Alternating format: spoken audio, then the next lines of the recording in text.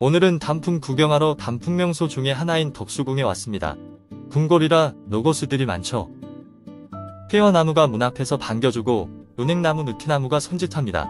줄지어 늘어선 측백나무들이 고고함을 뽐내고요. 이제 단풍도 끝물이고요. 덕수궁은 약 2만 평으로서 세조 때 궁궐을 떠나는 맏며느리에게 하사한 사저였으나 광해군 때 경은궁이란 이름으로 정식 궁궐이 됐고 1907년 순종 때 덕수궁으로 개칭했습니다.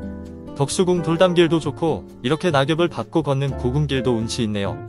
조경은 기존에 있는 큰 나무의 붉은 단풍을 만드는 소교목과 관목을 색상을 고려해 심고 자연조경을 지향해서 마치 숲속 같네요. 궁궐이니까 보존되어 도심에 이런 육중한 화력수가 있는 것이죠. 최근에 조성된 공원들과는 물창함이 다릅니다. 곳곳에 공지가 노출되어 휑한데 좀 더 나무를 심어도 될 것 같고요. 우리 꽃나무 수종들을 심었으면 합니다. 열매를 맺는 관목이 많아야 새들도 옵니다. 과거에 공원이 적었던 시절에는 궁궐에 소풍도 오고 사생대회나 글짓기 대회 등을 많이 열었었죠. 덕수궁은 단체 관광이 지금도 많으나 과거엔 정말 많았었죠.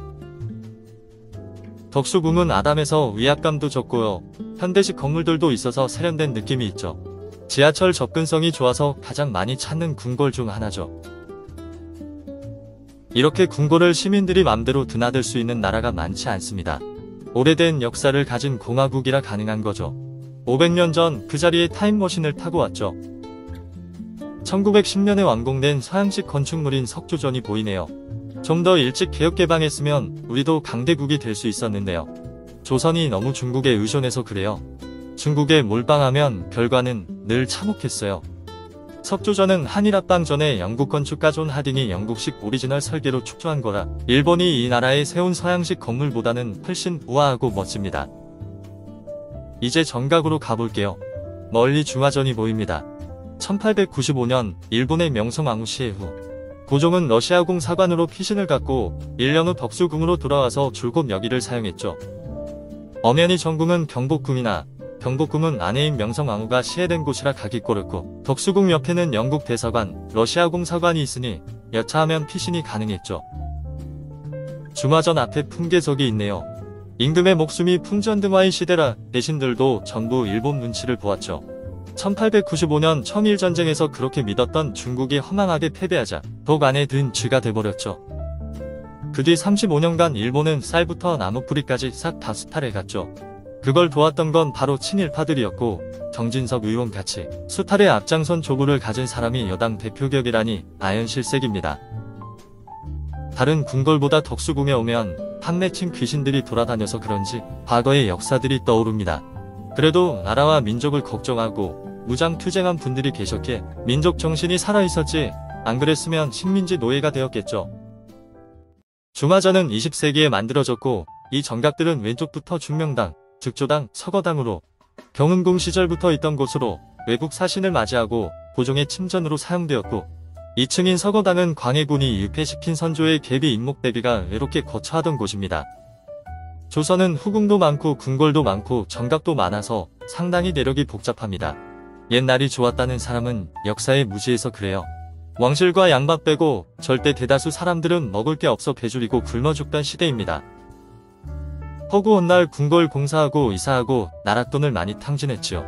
국가, 빨갱이 어쩌고 하면서 오히려 합참 건물, 외무부 공관 빼앗아 나라와 국군을 혼란에 빠뜨리고 컨트롤 타워를 붕괴시키며 세금을 고갈시키는 대통령은 자신이 제왕이라고 생각해서 그래요. 생각이 있는 사람이면 코로나 때문에 어려움에 처한 국가 경제와 민생을 생각해서라도 자기 잠자리 짓는 일에 돈과 시간을 써서는 안 되죠. 국민에게 더 가까이 가기 위해서 그런다는 해괴한 논리를 펴는데 가까이 안 와도 좋으니 세금 낭비는 안 했으면 좋겠네요. 이곳은 덕수궁에서 가장 멋진 나무들이 있는 후원입니다. 우리나라 정원은 집 뒤에 은밀하게 있지요. 보여주는 외부 공간이 아니라 왕실 가족이 머무는 내부 공간이라 그렇습니다. 이것은 가장 오래된 양옥인 정관원인데요. 아마도 러시아 건축 양식을 혼합해 지은 건물 같습니다. 서유럽식 건물과는 또 다른 형태입니다. 1933년 일제는 덕수궁 정각들을 허물어 공원을 만들 때 정관원은 다방으로 남겨두었고 10년 전까지도 일반에 개방됐습니다. 여기는 임금이 기거하던 즉조당으로 후원이 아주 아늑하게 잘 되어 있네요. 반송 소나무들이 있는 곳으로 보아 조경은 기존 식생에 더해서 최근에 광목류들을 많이 보완식지한 것으로 보입니다. 궁궐은 100년 전에는 일반인이 다닐 수 없었죠. 그동안 덕수궁이 불에 타기도 하고 일본이 부수기도 하면서 여러 차례 중건이 되어 오늘에 이어집니다.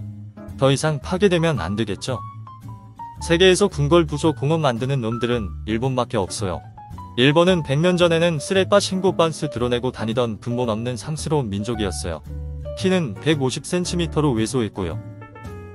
1910년 8월 29일 우리 주권을 일본에 넘겨준 경술국 치1에 나라를 빼앗긴 것에도 분노해야 하지만 우리보다 10cm 왜소한 일본 왜구들에게 아무 말도 못하는 신세가 된 것은 치욕스러운 일이었죠. 석조관 쪽으로 다시 가보겠습니다. 지금은 미술관이지만 과거에는 왕궁이었습니다. 전통 궁궐에서 정전, 편전, 친전은 각각 따로 있었지만 석조전은 한 채만으로 저 기능을 모두 수행할 수 있는 서양식 왕궁이었죠. 대한제국이 멸망한 1910년에 완공된 나라 없는 왕의 궁전이 되었습니다. 단풍 구경하러 기분 좋게 덕수궁에 들어왔으나 덕수궁이 워낙 파란만장한 역사를 품고 있어 여러 생각을 하게 하네요. 그래도 생명이 숨쉬는 멋진 녹지 공간이라는 데는 변함이 없습니다. 또 뵙죠. 이상입니다.